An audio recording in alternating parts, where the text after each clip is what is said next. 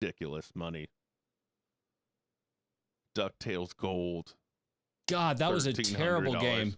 You know, then they updated DuckTales and they fixed it. And you can play it for PS3 and it's a decent game now.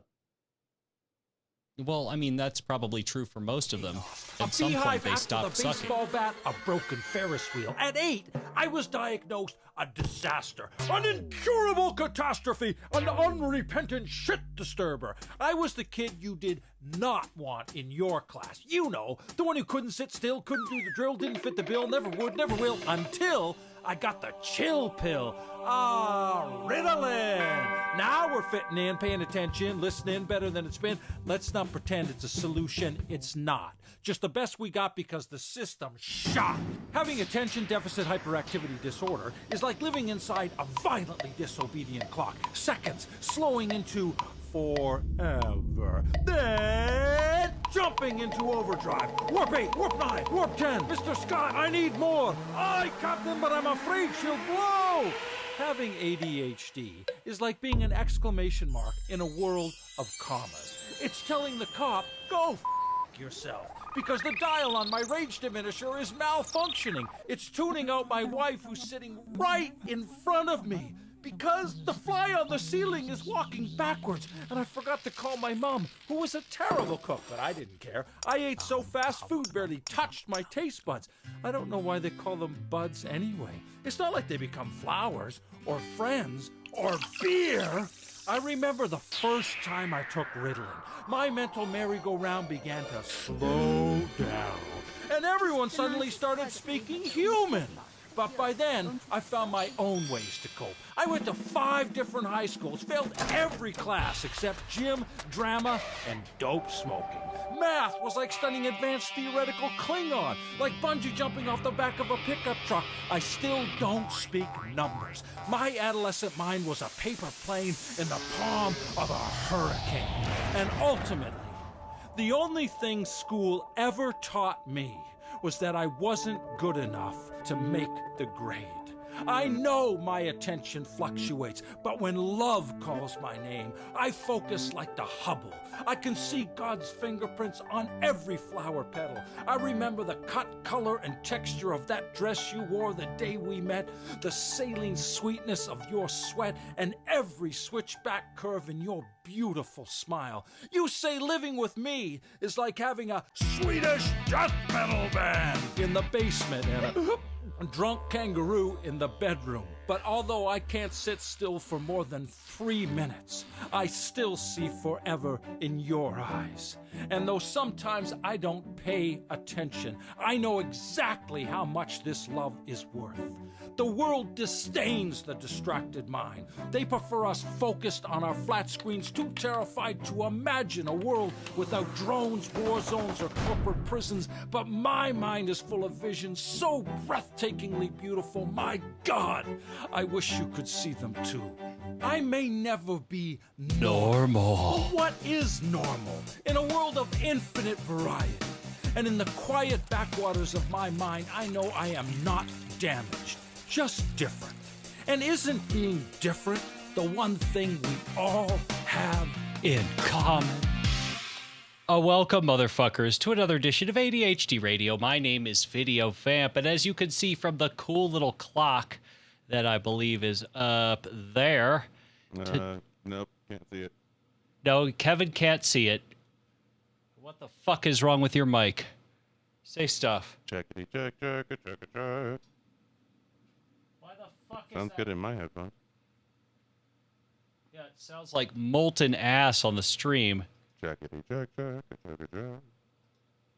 Okay, let me get that out. All right, try that. Check, check, check, check, check. All right, much better. I'm going to have to do a little bit of makeup gain and roll an expander on your channel. All right, try that. Check, check, check. Yep, that looks good to me. Expander. Yep. Got to run a little bit of an expander on your channel. I don't know why, but I do. Oh, well. Anyway, phones are up, 984-664-2723, NHB Live. And you can also chat. Kevin, do you have the chat window open? I do not. All right, open that fucker up. Because, why the fuck not? That way, at least, the people can feel like they are part of the action. Oh, yeah. Yeah, this is riveting. Mm-hmm. Yes, good stuff. Good times will be had by all. And, some may or may not end up being alive when it's over. God, another insane week. Like, I feel like things are just getting weird. And by weird, I mean, not weird in some sort of, like, good way or weird in some sort of, like, isn't this quirky kind of way? No, just fucking weird. Just weird to the nth degree. Like, I don't know where the window is. You don't know where the window is. Okay, do you want me to stop? I mean, you could close the app and reopen it. You can go to window and tell it consolidate. I don't know. Quit. Then we would go back to this. You're going to have to be closer to the mic. I don't know why, but it doesn't sound right. Try that again. Yeah, you're not being loud enough, I think. Check it, check, check. Check it, check. See, that's just fine. So I'm pretty sure that's not the issue. And yeah, you're going to sound fine in your headphones because you are in your own headphones. Like so you're hearing what the NHB audio server hears, and I'm hearing what the people who watch us as talking heads are going to hear. And the two are not exactly the same. No, it's asking me for an email and password. Okay, well, God damn it.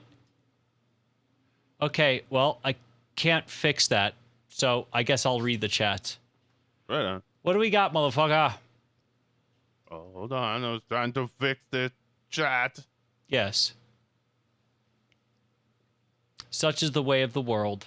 Sometimes we have to do multiple things at the same time. Australian guy spends 2.5 hours in a box filled with ice. Okay. That sounds fun. All right.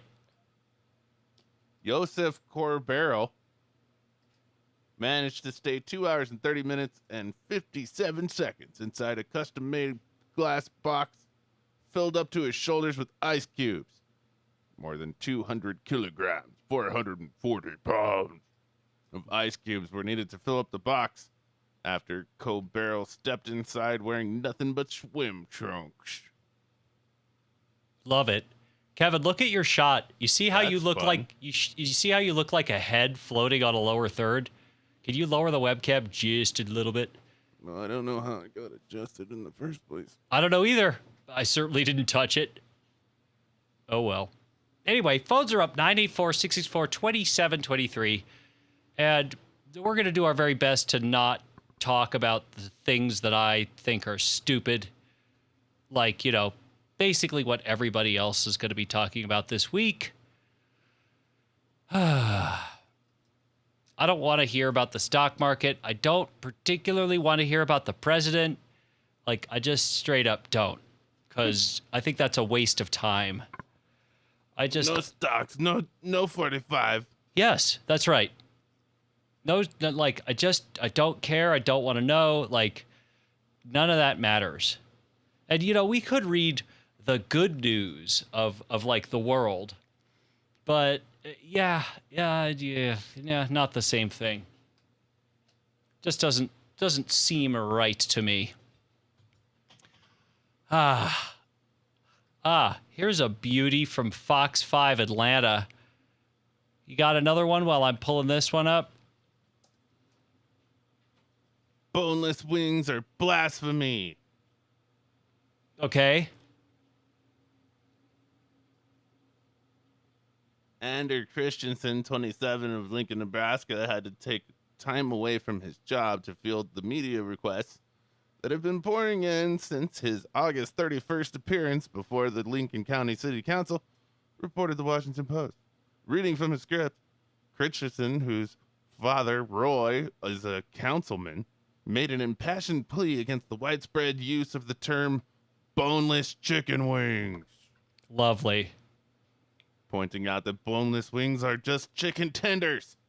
I mean, he's not wrong, but And they don't actually come from the wing section of a chicken. okay, this sounds like a comic book guy thing. Like, technically, they did. Go fuck yourself. Laughter and applause broke out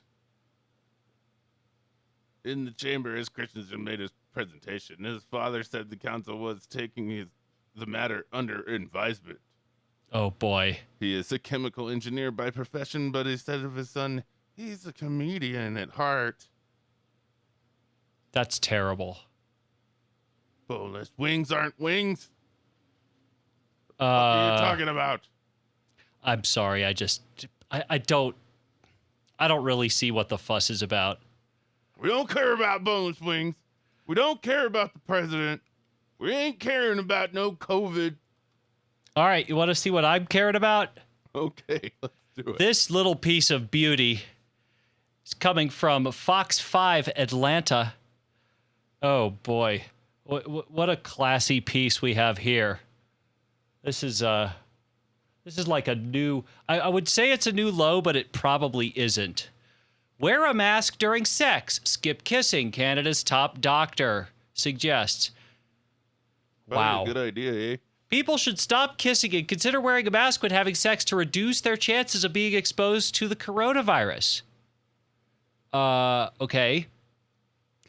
Dr. Teresa Tam, someone who has a dead vagina, Canada's chief medical officer, laid out the sexual ground rules during a statement that covered the best ways to keep yourself and your partner safe from COVID-19 while engaging in sexual intercourse. I have so many problems with this that like I'm not even sure where to start. Okay, we'll go on to the quote. Sexual health is an important part of our overall health, she wrote. However, sex can be complicated in the time of COVID-19, especially for those without an intimate partner in their household or whose sexual partner is at higher risk for COVID-19. So here's the gist of that, if I'm understanding this correctly, If is... you're banging an old chick. Yes.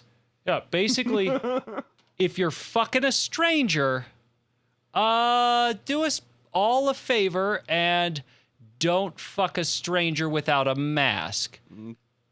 Okay. This is a good idea. This is so goddamn weird. I'm not even sure where to start. Alrighty. Yeah, that's, yeah. Probably wear a mask during sex, eh? Yeah, I'm gonna go with no. What do you got?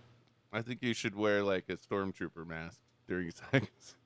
I think that would be like horribly effective. I think your partner should give you door prizes, like just for fun. Sure. You should have like a Halloween costume contest. You could wear the mask. Yeah, there you go. That was actually a Loki mask, if I remember correctly. Right? Sure. Yeah, it was the god of mischief, Loki. Who made the mask? Well, no. The god was imbued into the mask. So when Jim Carrey put on the mask, he was actually the god of mischief. If I remember correctly. I could be wrong about that, but that's my memory of it.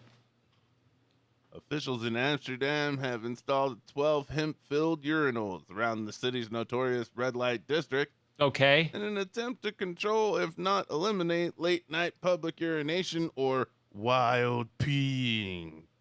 Uh-huh. How's that working? The box is called green peas. Okay.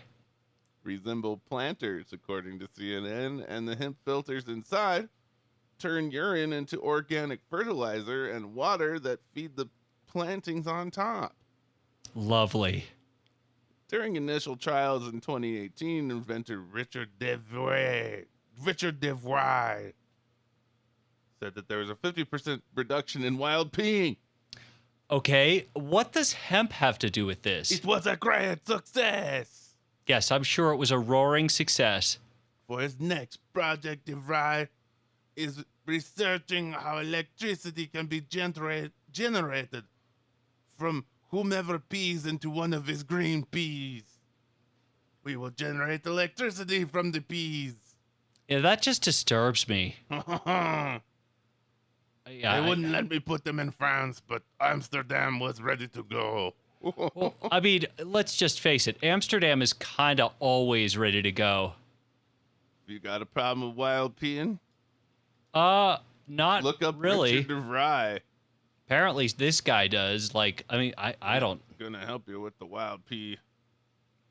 People get drunk and they pee everywhere. Right. And it's a problem. Good job, guy. Well, apparently, especially, this is like a big issue at in the red light district. I thought the red light district was going bankrupt. So, part of me thinks this is actually, a pretty good idea, or not a bad thing, should we say? Like, why the fuck not? Let's see what else we got here. Let me know when you got one. It's just loading. Detectives bust thief for stealing nearly $300,000 worth of pistachios. Oh, classy. With class like that, I don't even know why we have crime. Like, that's just some next level shit. I don't know. Wow. After backlash, City of Kyle postpones renaming Rebel Drive to Fajita Drive. Okay. Online petition against road renaming garners 400 signatures. All right. Kyle, Texas, is pausing its decision to change the name of Rebel Drive to something the mayor hopes is more emblematic of the city, Fajita Drive. I mean, that's kind of fun. As the Hayes Consolidated Independent School District decided to get rid of the Hayes High School Rebel mascot because of its ties to the Confederacy. Kyle Mayor Travis Mitchell brought up the solution for changing the stretch of West Ranch Road 150 between Center Street and Old Stagecoach Road, Farm Market Road 2270. That's too many words for a road. The desire would keep it non-controversial and allow us to recenter the name from a word that is associated with really a part of the American past and Texas history that certainly we have decided as a society is not the best image or word or culture to celebrate. You think? You finally figured that one out. Mm-hmm. The intention of the council was good, and I applaud the council for their heartfelt remarks in support of Fajita Drive at Tuesday's meeting. That said, the community has expressed more discomfort with the name renaming than we anticipated. Wow. As such, we will hold a public hearing on the item at the next council meeting, and we will decide what to do from there. Hundreds of people aren't happy with the name change or the process by which the city council members made the move. More than 400 people have signed a new petition against Fajita Drive. Oh, yeah. What a terrible thing. Seriously, like, that doesn't even... I think it was passed via an agenda that was worded where I don't think the community really saw that the street name would be a choice made. If I were there, was more visibility, if it was more transparent, I think a lot of our citizens of Kyle would have given their opinion and really told the city council that we don't like this name, Fajita Drive. Okay. I mean, don't these people have anything better to do? No. During the city council meeting, Mitchell opened up the agenda item to public comment for a few seconds. This item is not registered to have a public hearing, but it does need to have one in order to get it passed. So attorney has advised that we can open up a public hearing and ask if anyone wishes to speak. Mitchell opened the public hearing around 8:46 and it closed at 8:47. This does not honor the culture or community as a Kyle citizen and Hispanic woman. I gotta keep the same voice for this. I do not take my pride in my community and culture solely through enchiladas, tacos, and especially fajitas to name a street after a piece of meat in hopes of honoring its diversity. In fact, ignores many wonderful aspects, history, leaders, and culture of our community. Okay. I think this guy's like getting a little bit too into this. Like, come on. Who the fuck cares? Silva says she understands the intention to honor Juan Antonio Sonny Falcon, also known as the Fajita King. Here he is right there. Chiquita Fajita. Fajita King. Wow. Well, Father of fajitas, he's what he's known as. I'm sorry. Does anybody hate fajitas? Because if you hate fajitas, you're a bad person. Like, His family says Falcon first sold fajitas at a festival in Kyle in 1969. uh-huh. He believed in what the product did in bringing people together and brought people together from a lot of backgrounds, socioeconomic backgrounds, political backgrounds, and so certainly I would hope that the citizens of Kyle would see that, says one of Robert Falcon's 3 sons. And did they?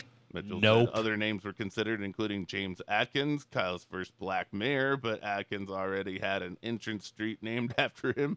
Instead, he proposed honoring Juan Antonio Sonny Falcon, whose city says sold the first fajita in September 1969. Falcon died last year at the age of 81, and the release from the city at the time said his son planned to serve fajitas before his father's interment at Texas State Cemetery. Mitchell called him a true hero of Kyle. I suppose that's true. The question is, do you name something like Sonny Falcon Drive, which is the name most people don't necessarily understand, or do you try to keep with the spirit of Rebel Drive, which is sort of widely understood word, or do we go with something like Fajita Drive? Silva says in order to properly honor the local figure, the road should bear his name. That's what I say. I mean, like, these are the people who can't be troubled to vote.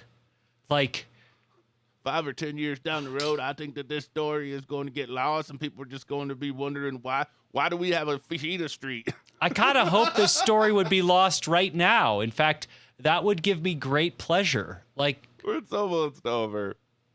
all right, what you got? Public Works will replace street signs at 14 intersections, and there will be 14 commercial properties and 10 homes affected, as well as some P.O. boxes. Although people will receive a letter about the next steps, including how to process an address change request with the post office. Although, according to the ordinance officially passed Tuesday, Mitchell says they can reconsider the decision. Dun, dun, dun. We don't know if there will be Fajita Drive or not. God damn. We're going to leave you in limbo until they can figure it out, Kyle, Texas. I'm wondering how many people live in Kyle, Texas. So now we're going to look that up. I bet you it's like 100. Kyle, Texas. It could be. Population. Okay, let's see. Oh, Paul says, have you ever been given a 46,000. wedgie before? That's a great question. Go fuck yourself. Is Kyle, Texas a good place to live? It's a nice city and very family friendly, but does have issues with flooding. Uh-huh. The schools are very nicely built, but there isn't much in terms of entertainment. Many people work outside of Kyle because job opportunities there are not that great. Kyle, Texas. I just don't give a fuck. Something tells me you can buy a fajita. I just don't care. Like, I mean, here's a good one. Check this out. I know, because you don't like fajitas. I don't dislike fajitas. Texas. No, I don't dislike fajitas. I'm telling you, like, if you think if you dislike fajitas, you're a bad person, like, straight away. Like, this is an inarguable truth, if you ask me. Fajita Drive. Here's a good one. Amazon drivers are hanging smartphones in trees to get more work. Here's how to tell that, like, the world is really, like, in trouble.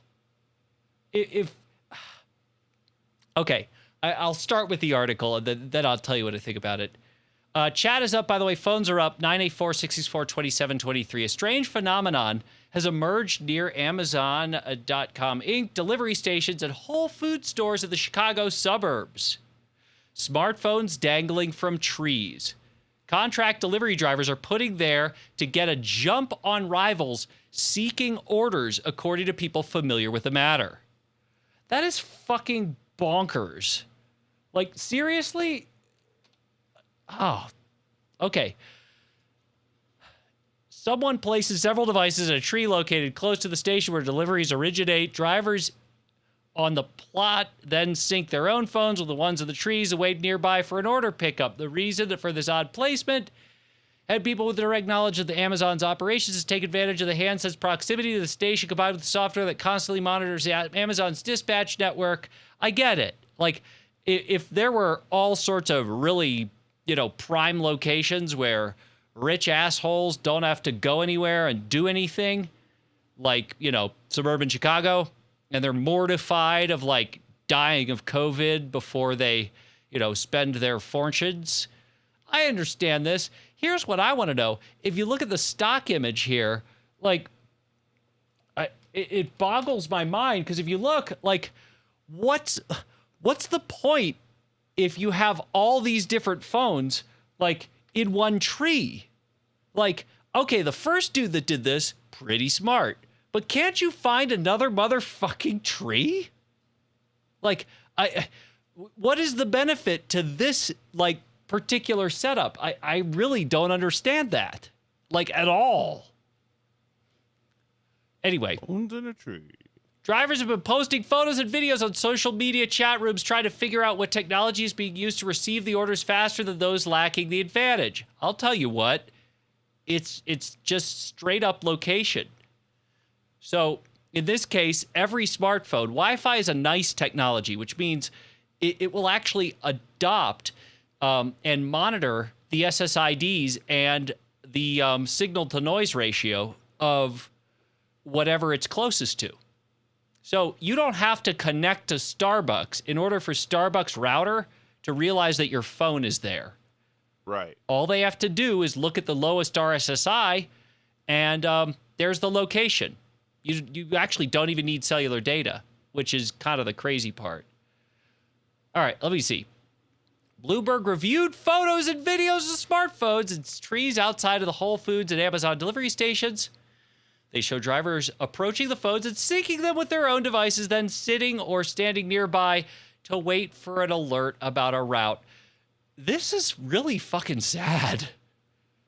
I mean, it can't be that lucrative. Damn. That kind of fucks me up. Like, that's all I have to say. Because, like, yeah, these are gig economy workers, right? So, like, oh, God. I don't know what you got. That was just fucking depressing.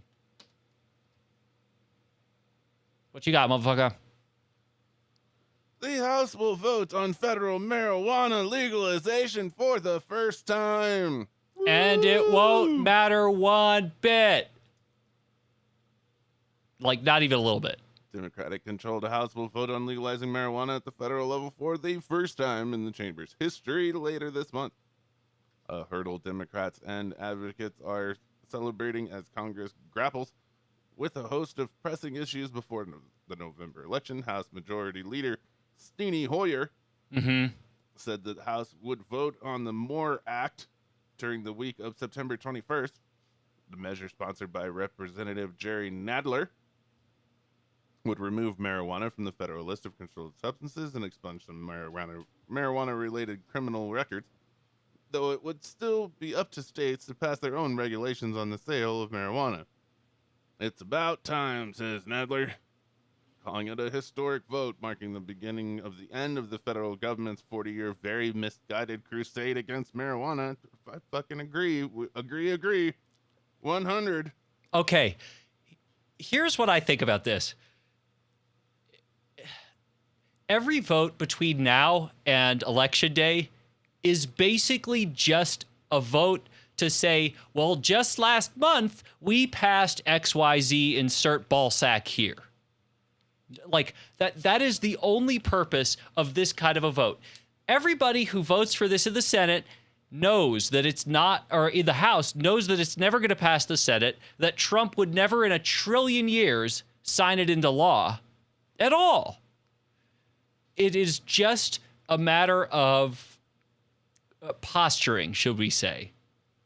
According to a 2019 Gallup survey, 66% of Americans supported legalization, though did differ by party, More than three-quarters of Democrats said they supported legalization, as opposed to about half of Republicans. Well, see, that's a majority on both sides.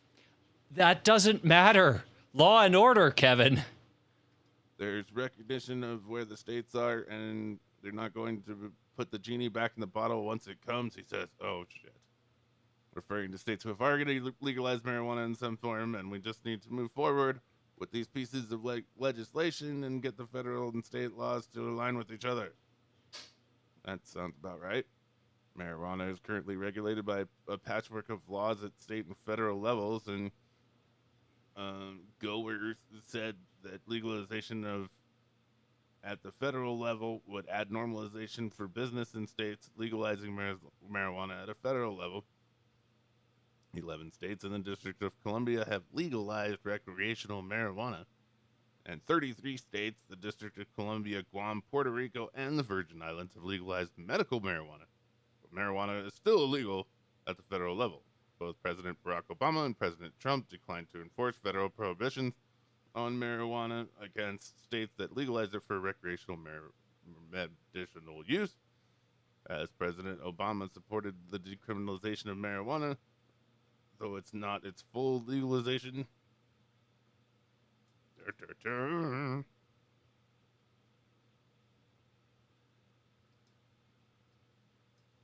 Uh-huh. I'm just skimming, going further. Okay.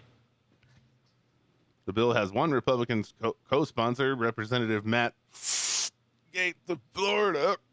Matt Gaetz of Florida. And 86 Democratic co-sponsors. 86. Really? Wow. Speaking on his Hot Takes with Matt Gaetz podcast. Uh-huh. Wow. This guy's a fucking winner. Gaetz called the bill's removal of marijuana from federal controlled substance list absolutely a step in the right direction. Right.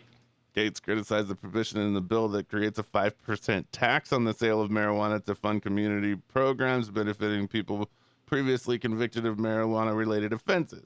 Mm-hmm. The Florida Republican dismissed it as a form of reparations.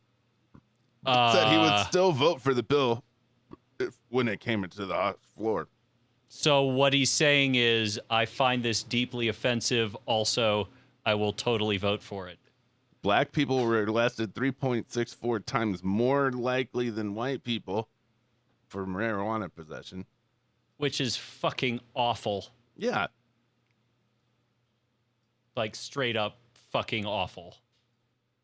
Like, no two ways about it. Just fucking awful. Republican Finance Committee spokesperson Michael Zona told USA Today that there was no plan to move forward on the Senate bill. Okay. So, I mean, they're going to pass it in the House, probably. And then they're going to send it to the Senate, and the Senate's going to say, what the fuck is this? And throw it in the trash. They'll be like, that's cool. Well, no, here's how it works. They're going to say, well, we got to shoot down a dangerous Democratic bill. And, then everybody's happy. Like, come the fuck on.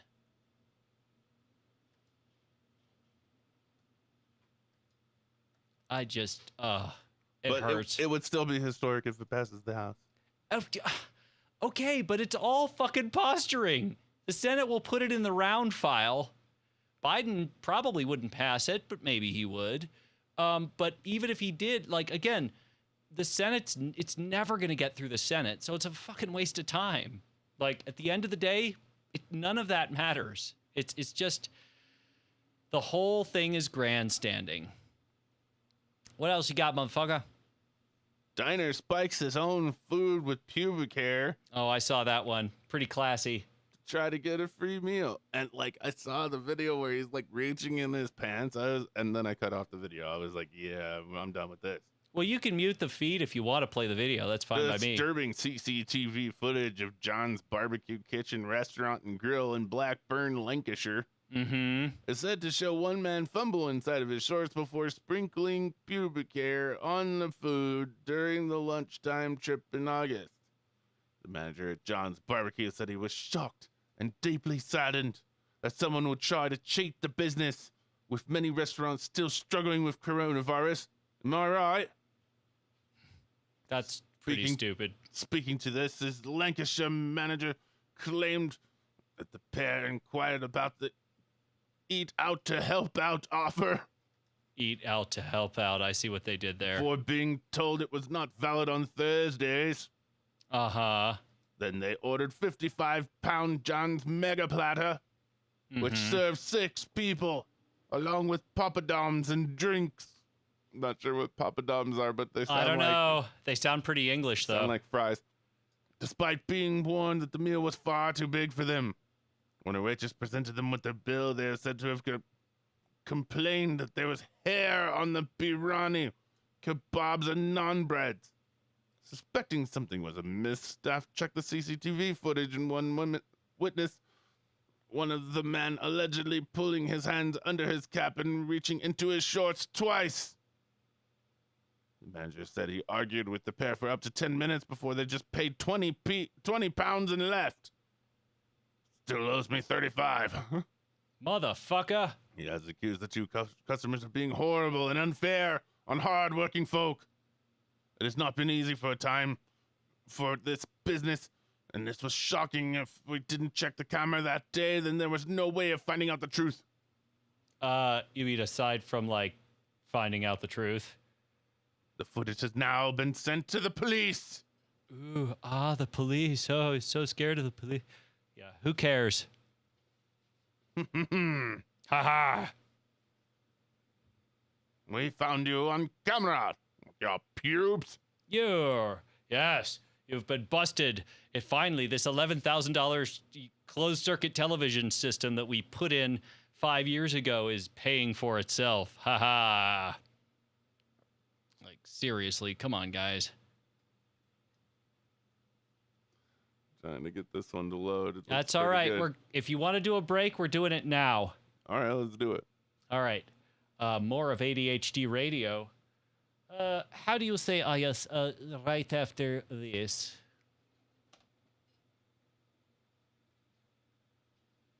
Get ads that are like totally not appropriate for you, like eat a double quarter pounder with cheese. Actually, I pretty much never see ads.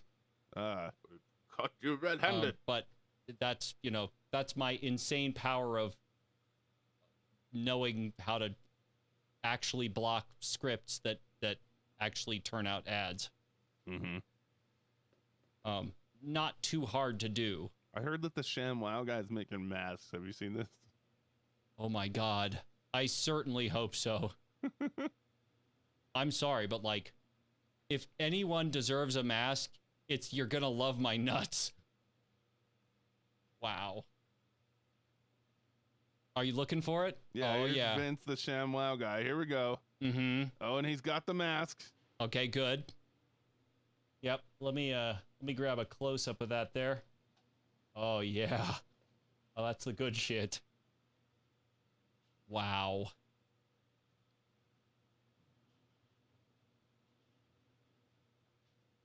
There we go. So is that the number to order the mask or to like get skull fucked by a ShamWow? You'll be saying wow every time you use this mask. I wonder how many times people like call that number and then just place the slap chop auto tune. You ever punch a hooker, the blood just goes straight up your nose? Bam! Sure, we all do. You need this mask. You're gonna need this mask. And you're gonna love my nuts. And you're gonna love my nuts.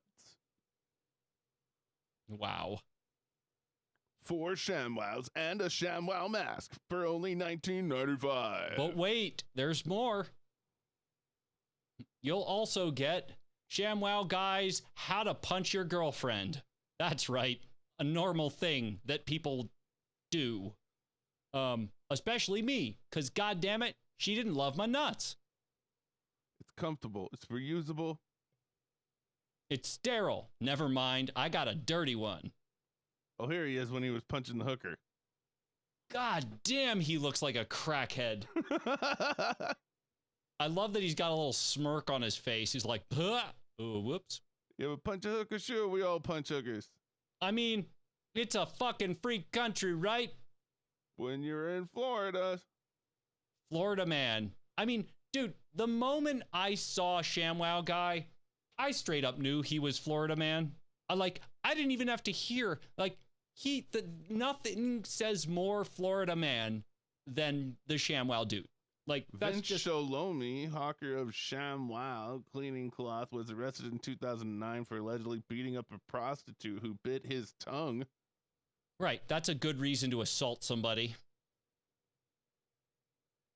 But wait, there's more. Jared Fogle. Oh, we all know about Jared. Oh, that Jared. Billy Mays, the infomercial king, found dead in his Florida home in 2009, used cocaine in the days leading up to his heart attack death. Nah, that's fucking fake news. You don't think Billy Mays did cocaine? Because that's a hell of a drug. Cocaine's a hell of a drug. And it was a windy day, so, like, what are you going to do? I didn't snort cocaine. I just snorted OxyClean. Yeah, seriously, you want to get really high? There's ninjas on the fucking lawn. Try an industrial fucking solvent. Oh, yeah, clear you right the fuck up. But he also had a powerful mix of prescription painkillers, anti-anxiety drugs, and alcohol in his system. Like you do. Although, it says that he was not high on cocaine when he died. That's what the autopsy says. Right. That's what his eulogy said, because it was the only contractually required thing to be in there. He would like me to read the following. Definitely he regrets not being high on cocaine specifically at the time of his demise. Vince Shlomi, the professional peddler, was never charged, but his bruised and bloodied mugshot soiled his image. In 2013, wait. That soiled his image? He said the incident probably saved his life, forcing him to clean up his act. How do you figure? I used the ShamWow to clean up my act. Hey, numbnuts, you following me? It forced him to clean up his act because he punched a hooker. I had to go to the court, and they were like, "Did you punch her?" And I was like, "Nah." I was like, "Nah, not a chance." I did not hit her. I did not. It was a love tap. We were in the heat of passion, and I was like, "You'll love my nuts." Uh-oh, the Dell dude. I never knew what happened to Dell dude. Ben Curtis. Oh, no.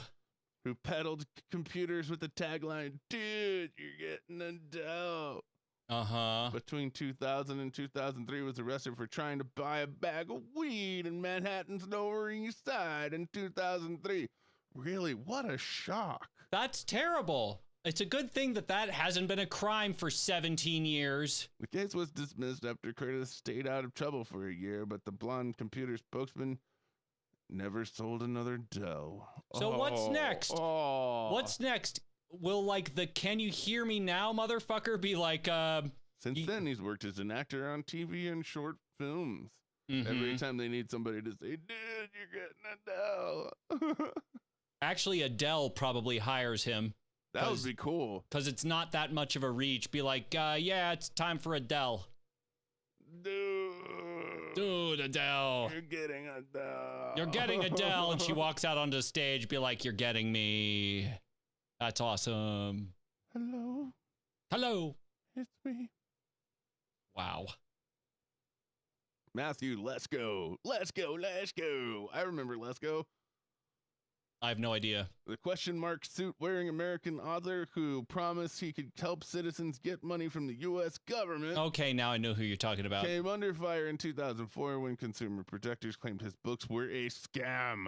Of course they were a scam. The New York State Consumer Protection Board said the grants in Lesko's free money books were actually public assistance programs, which most citizens would not qualify. Also, Walmart encourages people to sign up for food stamps and pays them exactly the right amount so that they qualify. Is that not a government assistance program that is being taken advantage of? Of course it's a scam. Do you think every diet book that comes out is like effective? No. I get stuff for free and I sell it for as much as I can get, says Let's Go. Hey man, that's his hustle. It's not a hustle. That's fucking America. That's America. God damn it. I mean, am I wrong? Like, that's kind of how it works. I get stuff for $1 and then I sell it for $2. Correct. That is correct. It's not a scam. I mean, yeah. I just tell her, hey, bitch, shampoo. That's right. You know what? I sentence you to getting punched by a hooker. Sure, we all have trouble with hookers. Yeah, you know. Kick it up a notch. What's next? Emerald fucking Lagasse? Like, oh, is this the hooker that bit him? Oh, there she is. okay. I've never seen her. Ooh, God. He really smacked that. Dude, boat. I do not want to see this. That's fucking disgusting. I will talk about PP tapes and Russian bullshit all day. I do not want to see fucking assault. That's just not okay. I will joke about Catholic pedophiles day and night, and I will be totally okay with it. But ShamWow Guy is not going to be glorified in my book, because that is fucking disgusting. What else you got, motherfucker? Sony's WH-1000 XM4 headphones start shipping today. Ha, you've been Sherlocked. Nah, I like my XM3s, thank you. You have no idea what the XM4 has to offer, Kevin. Yes, I do. Oh, do you? Yes. Okay. And what does it have to offer? One of the biggest things is you can have two things connected at the same time. So you can have two, like your phone and your computer connected at the same time if you want, kind of thing. Whoop-a-dee-doo. Mm-hmm. Yay! Phone, computer at the same time. And then they have like a little bit better of a driver in there, and that's about it. But, well, I heard that the noise canceling was better, but how could you know? They're not even shipped on the yet. XM3, so yeah, and well, people get them to preview, but they love them. I'm sure the XM3 is great too. Right. If you can get the XM3 for $150 less than the XM4, fucking get the XM3. Yeah. I just do my best to never trust influencers for anything. Well, that's my advice on that. All right, let's go to a break. More of ADHD Radio after this. Also volunteered that he was under the influence of drugs. Of course he was. The seagull was clearly injured by the incident. Oh, yeah. Flew off before we were able to check on its welfare. He continued to be a dick long down the boardwalk. He was being a seagull with such fervor. I'm sure that seagull was injured. Who can't prove it right now, but he was on sure. drugs? No, he just ate a French fry and it went right to his head. Come on. Seagull, stop it now. That doesn't even make sense. I don't get it. Oh yeah, that seagull, let me tell you.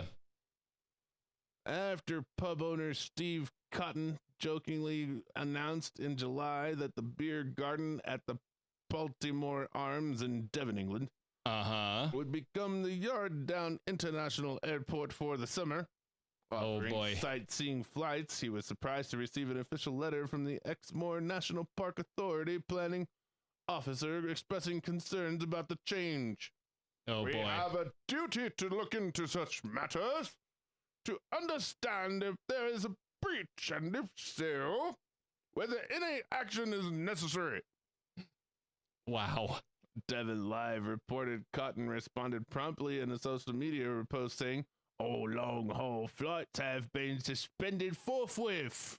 That's right, and guess who you have to blame for it? It's little Lord Fauntleroy over there. We apologize for any delays and remind you that the departure lounge facilities are still open. Yep, get drunk. It's totally that guy's fault. The park authority replied with good humor, and the taps remain open, it says. Oh, Jesus. Free beer!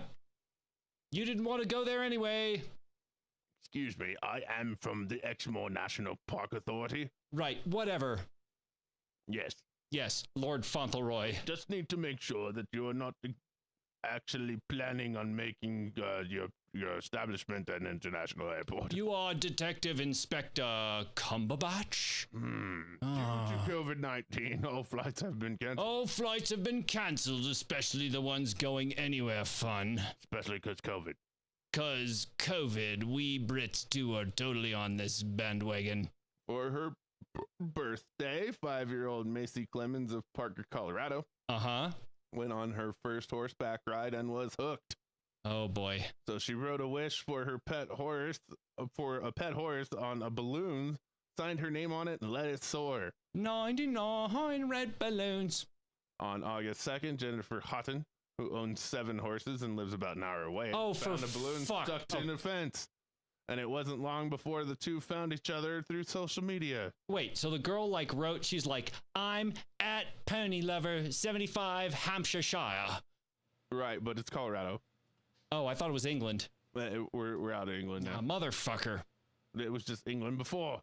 God damn it. Airport. How dare they? How dare they? Not an airport. Yes. I swear it's not an airport. That was a joke. I see.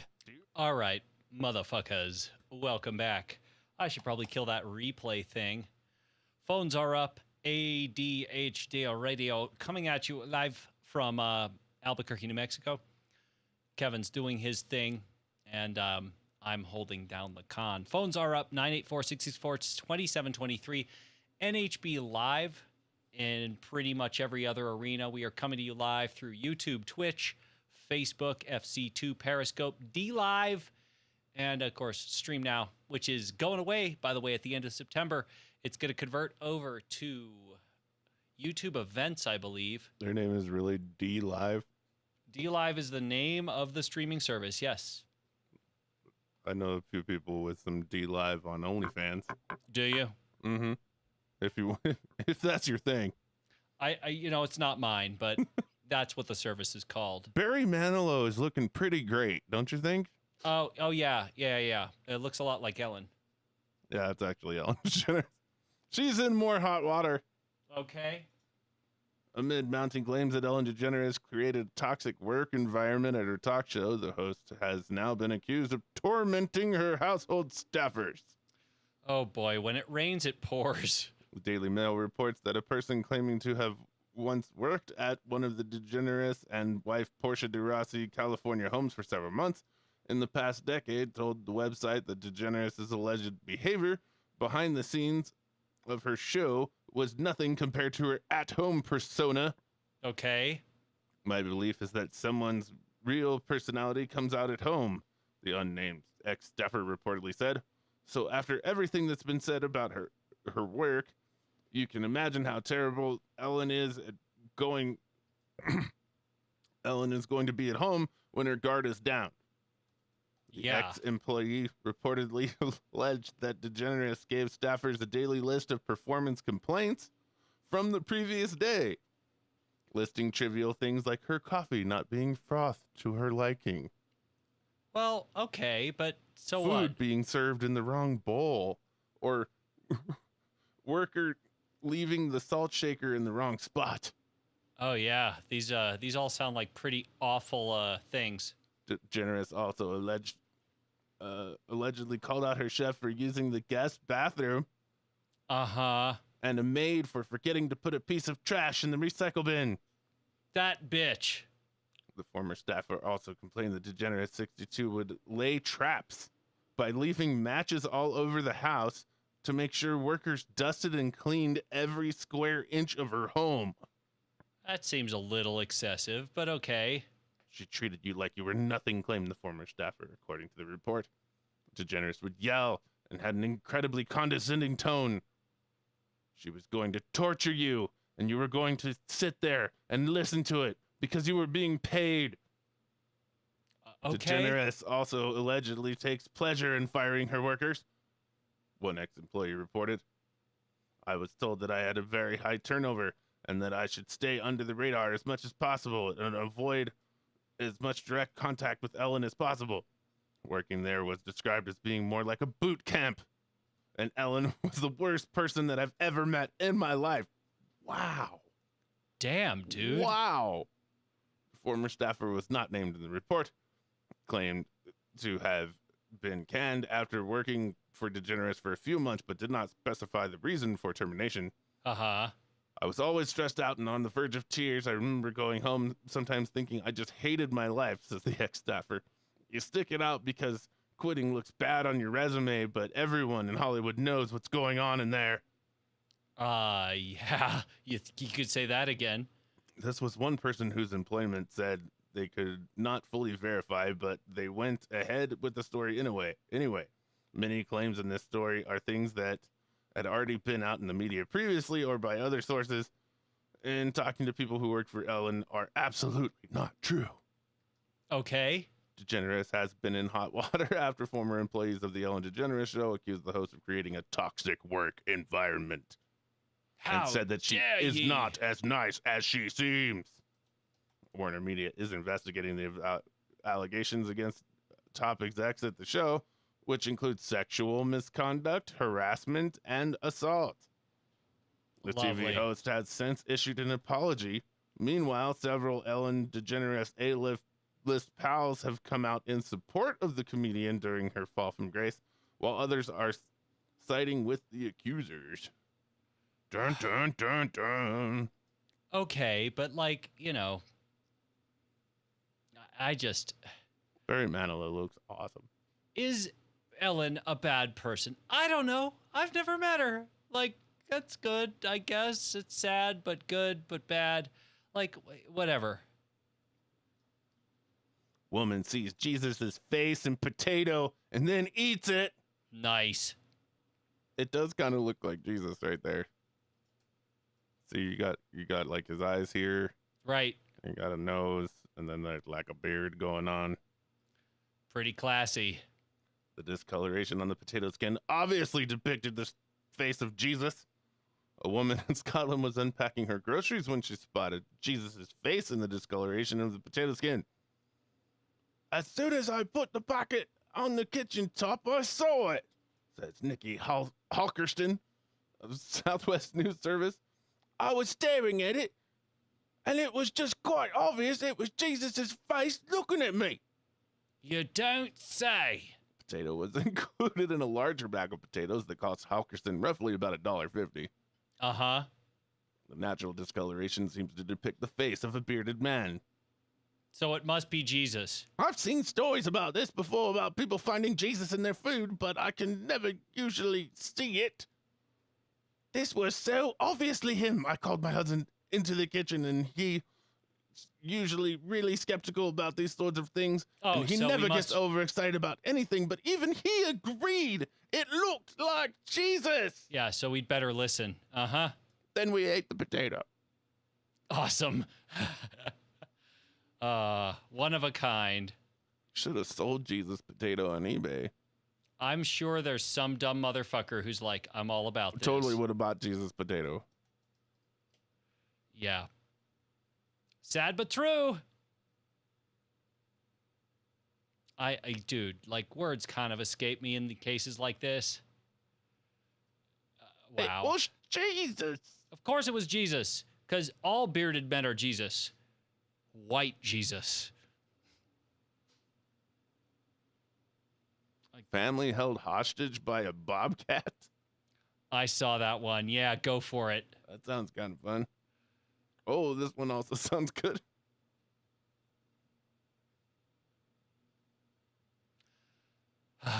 This comes from thestar.com, so, you know.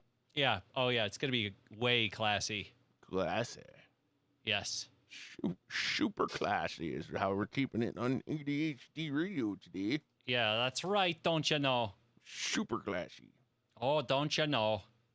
The Bobcat story is taking a very long time to load, but probably because the Star is full of ads, is what I'm guessing. Yeah, that wouldn't surprise me. Come on, the Star, come on. You can do it.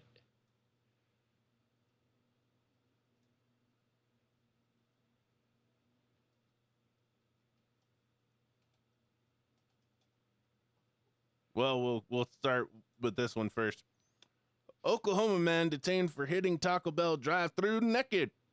Didn't we cover that yesterday or last week? Claims his clothes were in the washer. No, we did not. Awesome. He reportedly said he did not know it was illegal to drive naked. Classy. You learn something new every day. For example, a man in Oklahoma reported learned that it's illegal to drive naked when he was apprehended doing so at a Taco Bell drive-thru. The suspect reportedly asked workers for extra sauce and an extra taco while not wearing the clothes. Lovely. Authorities responded to a call around 9 p.m. on Saturday night about a naked man at the fast food restaurant drive-thru. According to police reports, 61-year-old Christopher Sale was naked in his vehicle when he ordered food and paid for it. You know, all you'd really have to do is just like put a towel on your lap or something. After paying, however, Sal reportedly requested an extra taco from the workers. He reportedly stayed in the drive-thru asking for additional items like sauce packets and napkins. Oh, he wanted you to see his balls. Yeah, totally. Oh, yeah. At one point, he allegedly left the drive-thru only to return to ask for more sauce. Oh, nice. He's like, man, I'm still getting away with this. They were gonna let him go. They were like, okay, it's cool. We got your extra taco. Here's your extra sauce. We're not even looking at your junk. Right. Just move along. And this motherfucker was like, comes back. Oh, yeah. Talk about begging for it. Wow. When authorities detained the man, he was reportedly explained that his clothes were in the washer and that he was unaware that it was illegal to drive naked. The only time a Taco Bell drive-thru has made headlines recently. This is not the only time. Workers at a Taco Bell in Tennessee reportedly saved a man's life earlier this month when a motorist passed out in the drive-thru lane. Workers reportedly noticed the car facing the wrong way after they checked on why the line stopped moving. Sonia Nixon Frazier went out to investigate the scene with another worker. We opened the door and he was blue. I told Jonathan to park the car and we both pulled him out and onto the ground. I said to put him on his left side. His hands and his fingertips were blue. I found a pulse, but it was really vague. A vague pulse? Apparently. Fortunately, the workers were able to keep the man alive until emergency workers arrived, took over, saving the man's life. Wow.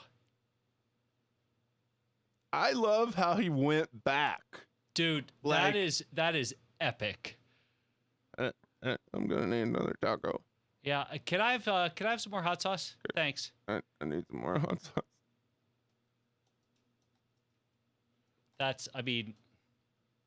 I'm just wondering if I could get some more sauce. Yeah. Drive around. Also, look at my balls. In case you were wondering, those are my balls. Ugh. And I'm wondering if you saw my balls. Again. You again. You really? Bueller? Okay. Wow. Family held hostage by bobcat. Yes. Oh, yeah. Yeah, that one didn't load before, That's right? a big fucking bobcat. That's a stock image. You think so? Bloggers, dude. Fucking bloggers. New Jersey police in New Jersey. Yeah, really? New Jersey police in New Jersey. Oh, this is going to be a beautiful article. Yeah. Say a bobcat cornered a mother and her two children in the bathroom of their home, prompting a police response. The Morris County family called police Wednesday evening to report that the bobcat had somehow gotten into their home. NJ.com reports that officers opened all the doors and windows to coax the bobcat into leaving. When he wouldn't leave, they shot him 17 times. So was he in front of the children? Yes. So was he really holding them hostage? Because I'm starting to doubt the truth of that. Washington Township Police Sergeant Robert Ornichak says the bobcat left after about an hour. He says it didn't appear to be sick or rabid. The animal did not make any contact with the family or the officers. Okay, Mr. Bobcat, time to go. Okay, you had your fun now. Now, by all means, go through a Taco Bell drive-through there and be sure they look at your bobcat junk. Wow. That sounds fun. Oh, yeah, what you got? It's like the Stars Dear Abby section. Oh, no. Oh, yeah, what could possibly go wrong? Okay, yeah, go for it. Needed some more sauce, god damn it. He needed some more sauce. He also wanted to be sure that you saw his balls. Did you see my nuts? You're gonna love my nuts. Remember, the star takes by far the longest to load, so we're gonna It's because of all the ads, so like you have to ad block the fuck out of it. block the fuck out of it. The fuck out of it. Shit. Shit, motherfucker.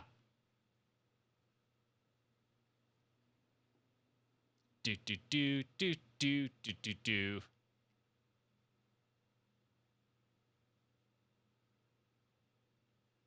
Going to let it load. Going to let it load.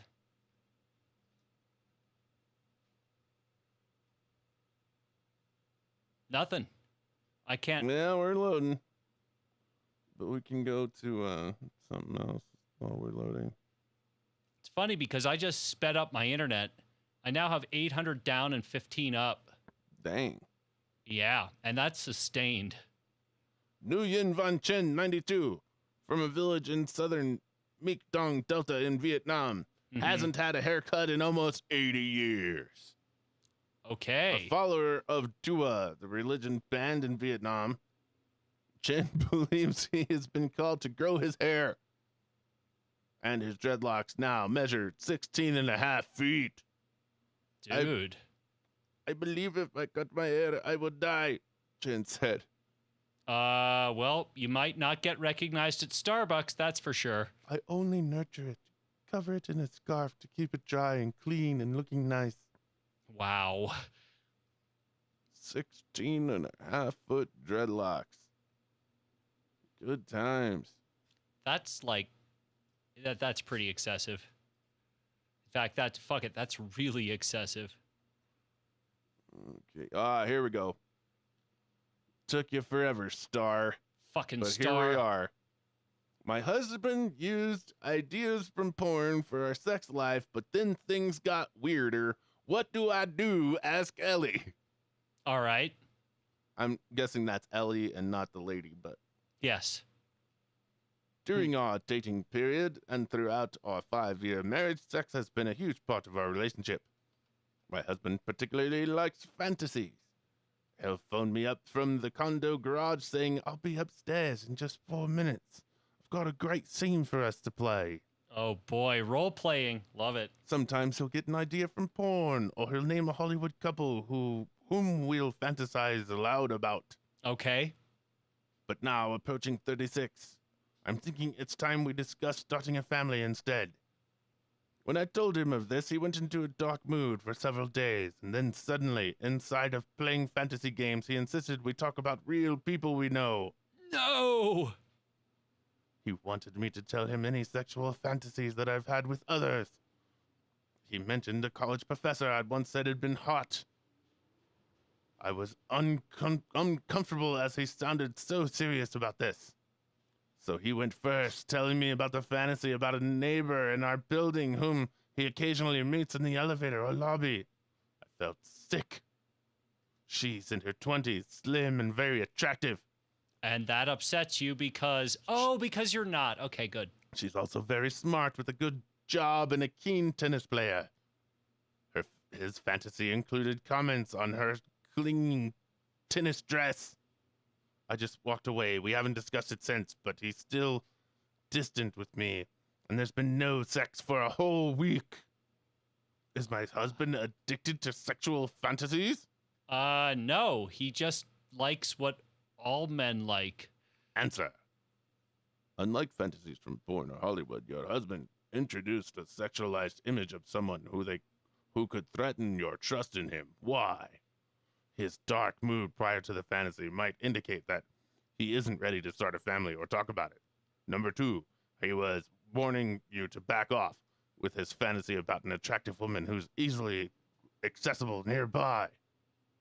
California sex therapist Dr. Nagma V. Clark has written, it's perfectly normal and healthy for individuals and couples to have sexual fantasies. A rich, erotic imagination goes hand in hand with fulfilling sexual connection. I agree that in most cases, but your husband used his fantasy about the neighbor like a warning. Sex talk either happens as he says or he retaliates. Before raising the idea again of getting pregnant, first, be certain that you're equally committed to your future together. However, it is the right time for talking to a sex and relationship counselor. You'll find such a professional in your area through an online search. You can meet virtually, or through a telephone conversation, or in some locales, or in person. I suggest, until then, wear a mask during sex. Yeah. No kidding. Wow. I'm married for 20 years, the father of 2 teenagers. Okay. I've worked from home for 5 years before the pandemic struck. My wife had worked outside, but that ended. Since mid-March, we've been together in the house, and I'm happy with that.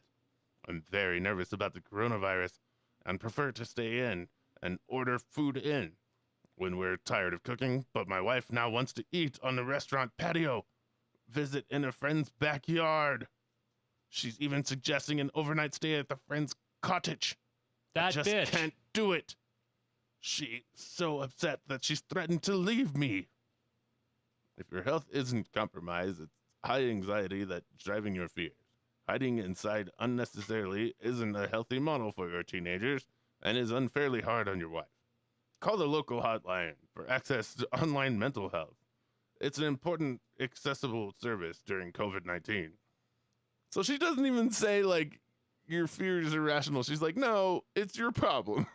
Yeah. Oh, yeah. Totally. You're like, well, that sucks. Damn. Fucking cold. Yeah.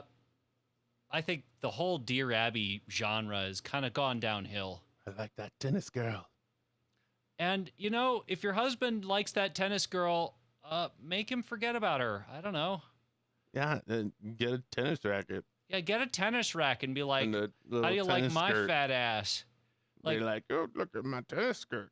Seriously, like, newsflash, your husband has a penis. Like, he's gonna occasionally let it lead him around. He didn't sneak around, right? Like, I mean, that's the part that I don't understand. Like, it's not like he lied, right? He was pretty straightforward.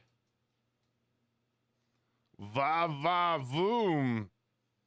Government boss is caught having sex with his secretary after accidentally joining Zoom meeting with his colleagues in the Philippines. Oops. Government official was caught having sex with his secretary.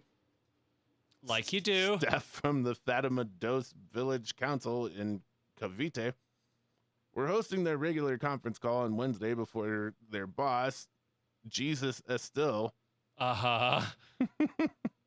probably Jesus, joined the meeting.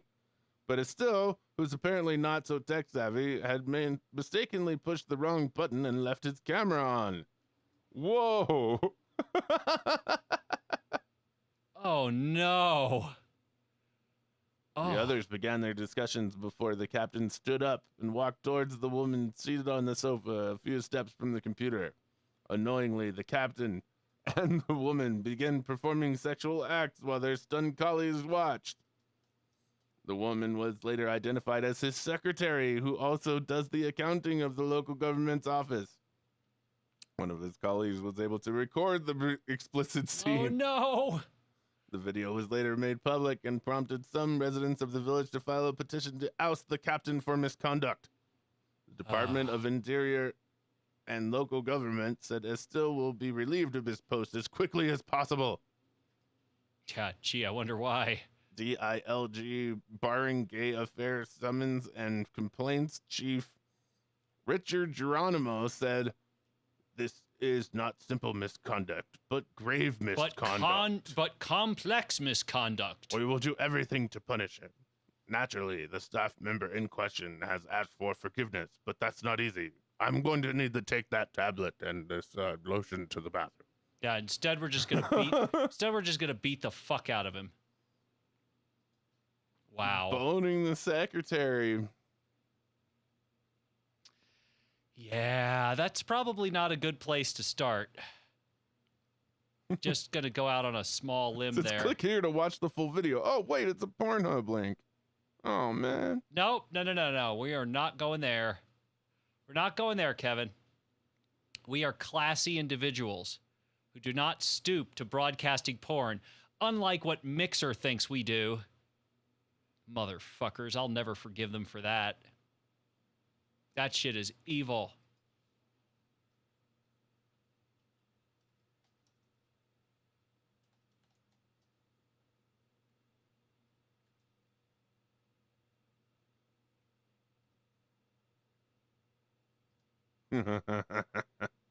Florida woman. Oh, yeah, go on. It'll take a second. Canoe.com. Florida woman allegedly beats farting father. Oh, no. Police in Florida caught wind God damn. Okay, yeah. of a woman who was fed up with her father's flatulence. Oh, boy. Nicole Dozios, 40, who lived with her 59-year-old dad in Largo near Tampa Bay, was arrested for allegedly battering him because of his smelly emissions. Uh-huh. Police allege Dozios punched the father in the face numerous times, and officers found him with a bloodied eye and scratches all over his neck. Dozios has been released with bail and pleaded not guilty of misdemeanor domestic battery charge. How are you not guilty? I don't know, dude. She's been ordered by a judge to keep away from her father. This isn't Dozios' first brush with the law. She was arrested in 2018 for allegedly hitting her sister, though she wasn't charged. Dun, dun, dun. You farting too much. Yeah, what exactly, madame, does farting too much? Close your fucking asshole. Yeah, seriously. Better close that asshole. I'm gonna punch you in the face. In the face. In the face.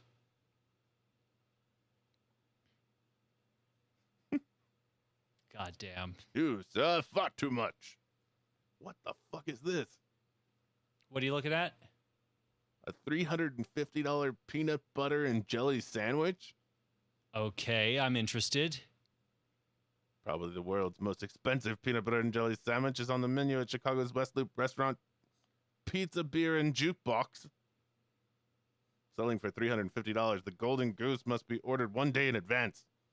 And Okay. according to the menu features, Maison Duret's Red Grand Jam, the world's most expensive jelly, which is hand-seeded using goose quills.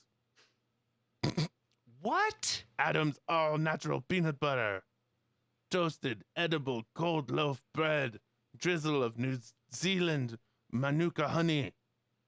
Restaurant owner Matthew McCahill said, "The impression actually comes from when I was a child. And we grew up very poor. We were eating peanut butter and jelly sandwiches. Then just peanut butter sandwiches. Then just peanut butter." So wait, your poorness is the reason you made the most expensive peanut butter and jelly sandwich ever? As I researched to find the most expensive PB&J, there was a restaurant in California that is now closed. And has been for years, and all they did was do a gold toothpick. This is bullshit. Sure is bullshit. Manuka honey. And then what's this shit on there? Maybe that's the Manuka honey. I don't know. The world's most expensive PB&J. Okay, buddy. I mean, god damn. Like, is this how you show off to your rich friends? Because I really am. I'm failing to see the truth here. And who's gonna order that? Dude, I don't know. Get them some publicity, I guess. I suppose. KFC is no longer saying finger licking good during coronavirus. Oh, I heard about that. We're doing our part. God damn it.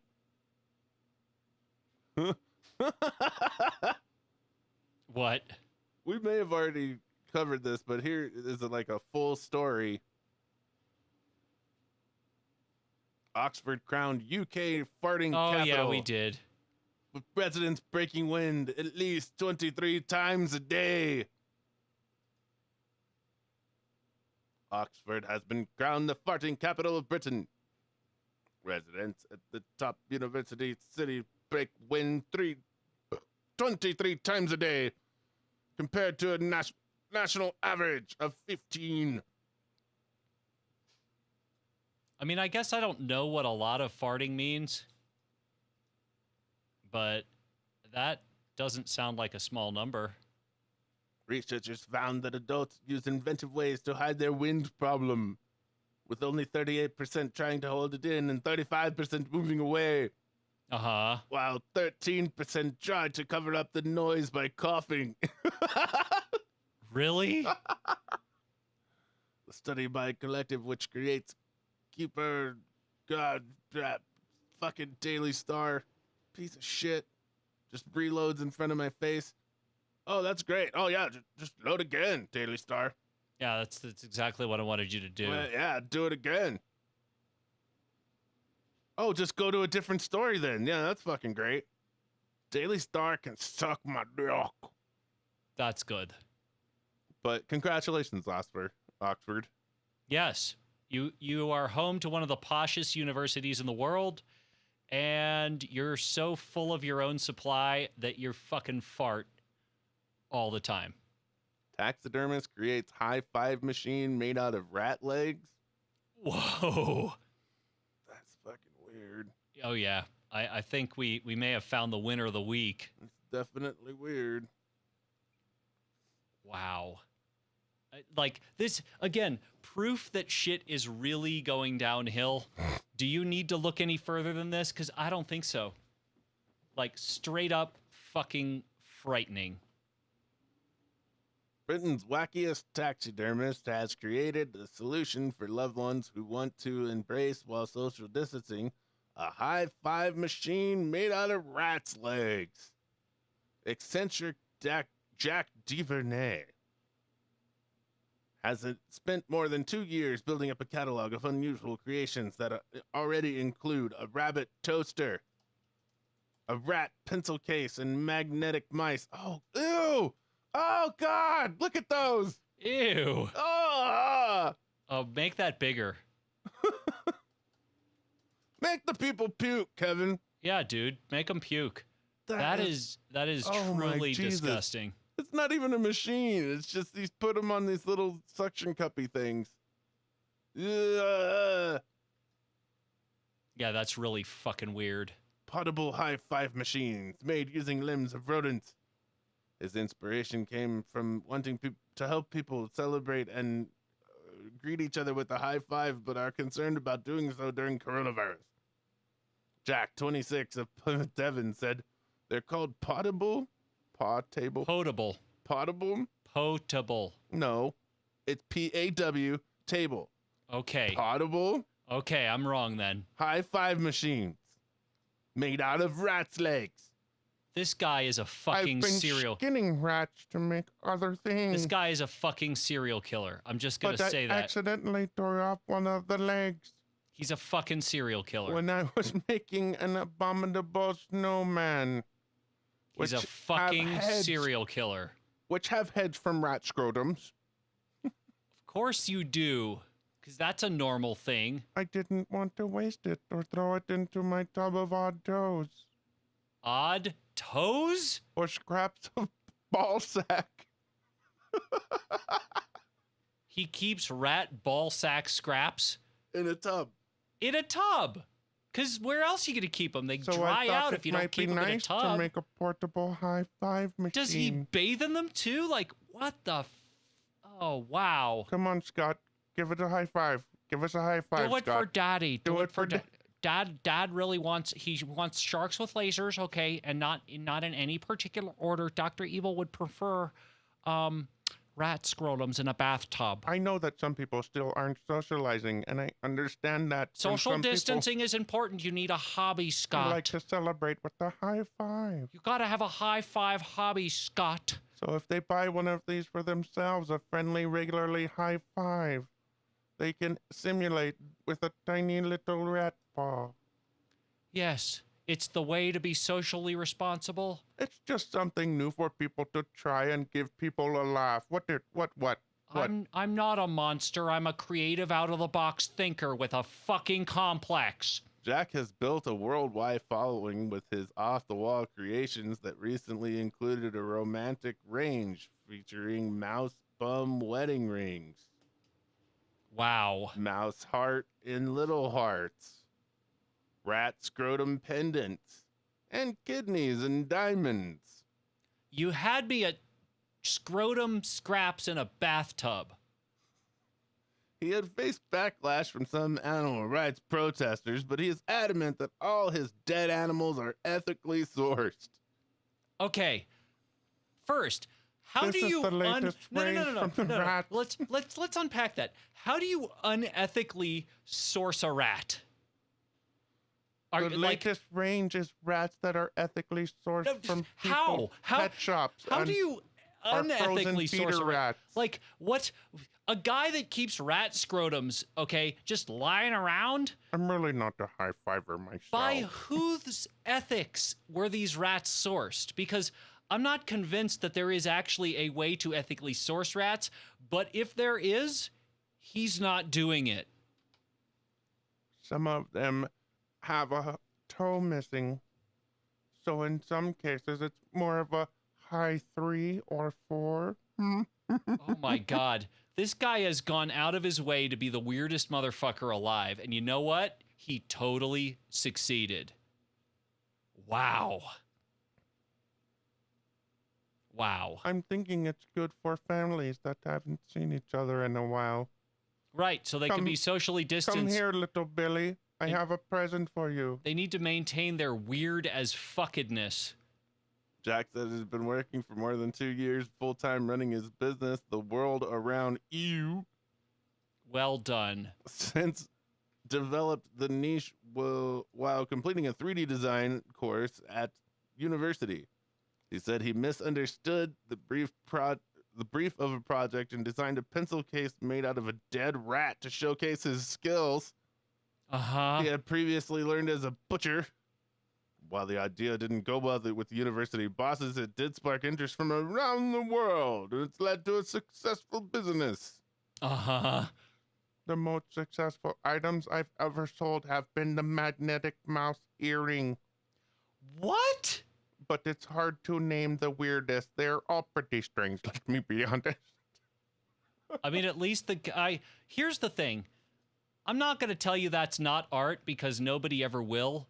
I try to make stuff that makes people laugh out loud. That's all I want to do. Here's why instead of cowering in pain, here's why people are fascinated by this dude. They're trying to figure out just which screw loose, just how many screws are loose in his head at any given moment.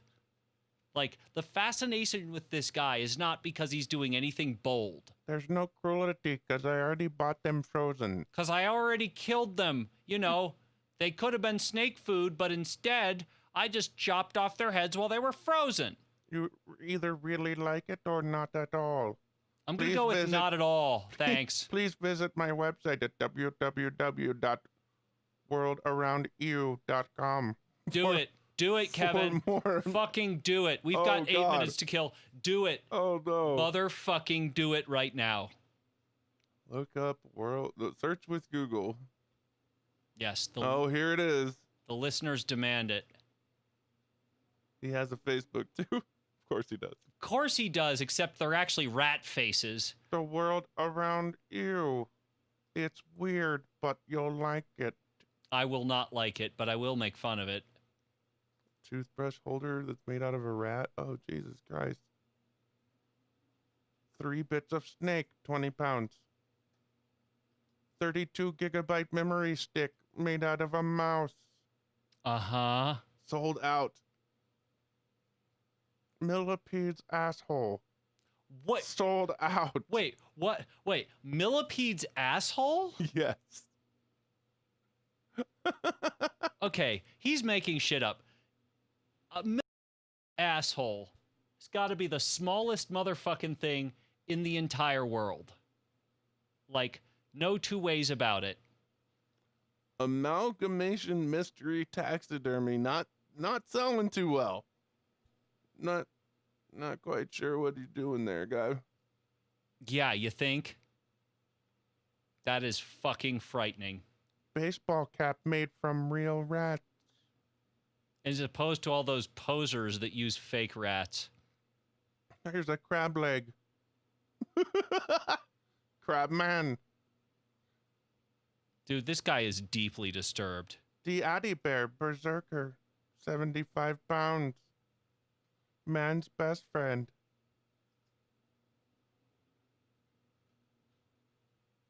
Yeah, no. We have dinosaur key rings.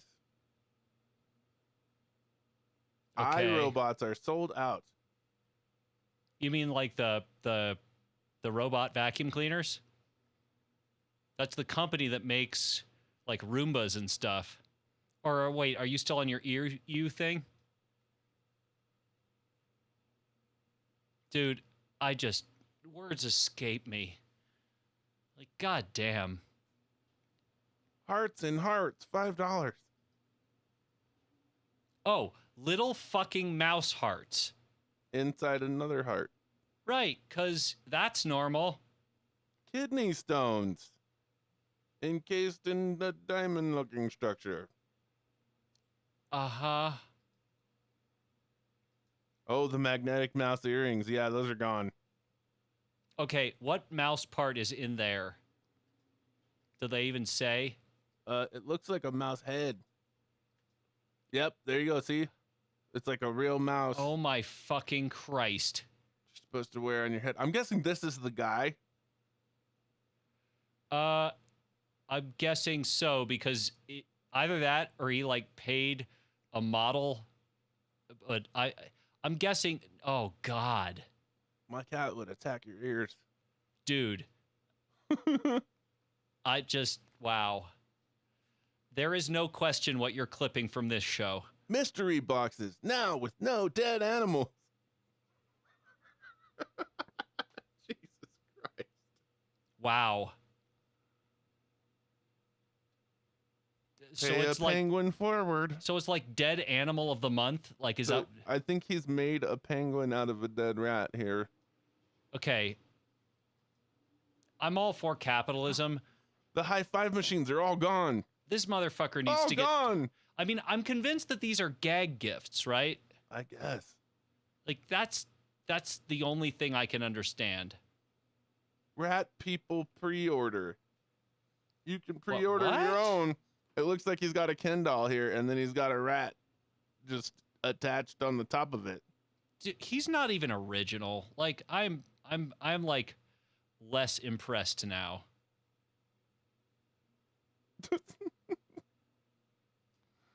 God damn. You can pre-order that for only 60 pounds. Powered by Shopify. Of course, because this guy could never actually code a website. Wow. Well, that's the weirdest shit that I've seen all week. And The wind is just destroying out there. did you see that the power went off for like just a second? I did not. I didn't even notice that. Yeah, that's because the studio's backup batteries. Like We got backup 'cause batteries. so the screen went blank for a quarter second and then it just clicked right back. But we never actually lost the stream, which is exactly how it's supposed to work. I dig it, motherfucker. It's one of those things where like you don't really want to have to test it, but that worked pretty well. I'm A herd of donkeys wander on the California freeway, cause crashes. Oh, that's fun. asses trying to crash Crashes. asses. Yes. Asses cause crashes. That'd be like one of those stupid freaking crossword puzzles. Or like an NPR weekend edition quiz. Man caught masturbating in front of blind woman assaults officer. Look, it was a windy day, okay? Guinea pig armor sells for $25,000. Okay, this motherfucker needs to get knocked down a few notches. I hate to say it because I feel like I should never wish another person ill, but No, it's fuck not. that. No. This is a different guy. Oh, okay. Oh, another weird motherfucker. Is your pet guinea pig tired of wandering around the house unarmored and vulnerable? Do they get picked on by other guinea pigs? Has your guinea pig ever wanted to go with you to the Renaissance Fair but had nothing to wear? None of these things have ever happened to me or my guinea pig that doesn't exist. 100% profits go to the Metropolitan Guinea Pig Rescue, a nonprofit organization in Virginia dedicated to unwanted guinea pigs. Is there such a thing? Look at the armor on the guinea pig. Blow that shit up. Oh, that's fucking great. Wow. That really does disturb me on so many levels. Its name is Sir Loxley. Sir Guinea of Loxley, or something. It's Sir, wow. No. Nope, don't have any words for that. But if I did, they would not be polite. Gandhi's glasses sell at auction for $340,000. Jesus Christ. Proof that people have too much money. I'm telling you. Never again will I ever feel guilty about buying something impulsively. Because no matter what I've bought, wow. Talk about a one-up. You might be wondering what the most expensive beer in the world is. Have you? Not really, but go for it. And how much do the world's most expensive beers cost? In order to have the most accurate ranking possible, we had to break each beer's value down to a common denominator, and then adjust the price paid to it. At the point of publishing 10 most expensive beers in the world. Mm-hmm. Which beers cost more? Which are priced? He put it in a video. Nope, we're not watching it. 10 most expensive beer in the world. In the world. You might be wondering, what is the most expensive beer? I've never wondered that, but clearly I'm in the minority here.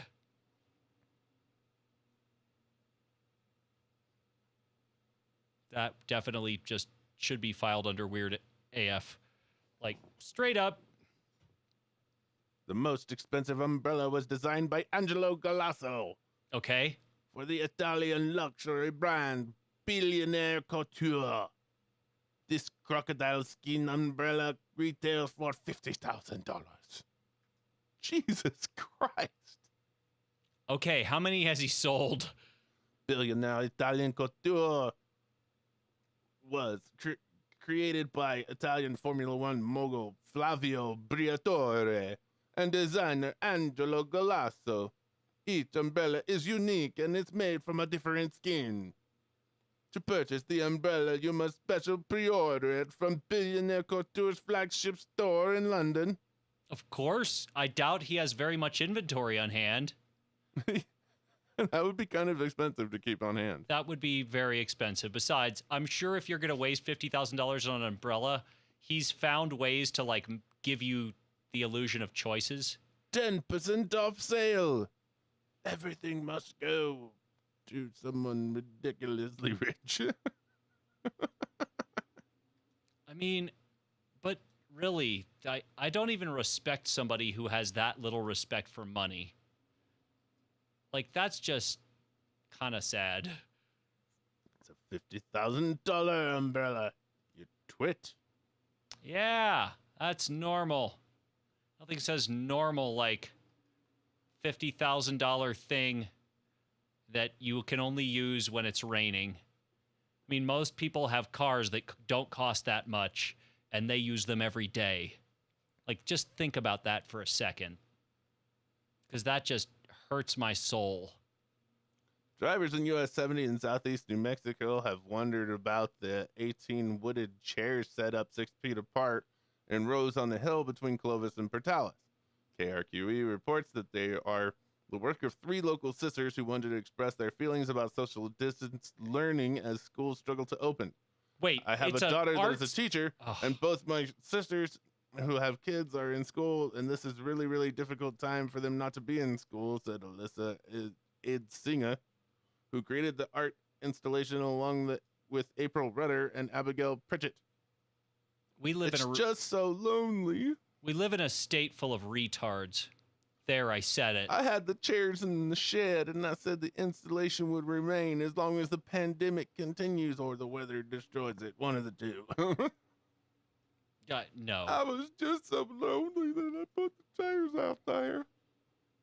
Is this the part where we're supposed to feel bad for you, or the part where we're supposed to not give a fuck? Oh, yeah, here's Dozios punching the dad again. Christ. Well, that'll do it for ADHD Radio. Don't fart in front of your kids. They might punch the shit out of you. Well, unless it's in Oxford, in which case they better learn if you want to keep up your status quo. Damn. All right. That'll do it for ADHD Radio. I am Video Vamp. He is Kevin, and we are live every, Tuesday, 4 to 6 p.m. Mountain Standard Time. That would be 6 to 8 p.m. Eastern Standard Time. And you can do the math. I think it's GMT plus 7. I could be wrong about that. Or UTC time plus 7. And that's all she wrote. Kevin, do you ever want to get back to After Hours Gaming? Yeah, eventually. I do have a show today, but... Maybe next week? It's possible. Well, I mean, I have to set it up, so, I need more than that. Right on. I'll let you know here. Cool. Oh, yes. By the way, I have an incentive for you to clip the shows in Twitch. Ah. I have figured out how to use, these stream decks that are on my desk? Mm-hmm. So I'm going to give you one. It's going to go on your desk, right? Mm. On, that desk. And while we're doing the show, you can actually push the button, and it'll automatically add an insert point. Oh. So it won't be a perfect cut, and you still have to go back and name them. But if we're on fire, you can just mark it. Mm. How's that for an incentive? Okay. Please get it done. I will take the time to program the stream deck, and I will have it up for you. All right? Okay. Very good. All right, until next week, we are out of here. Pick it a piece, motherfucker. See ya.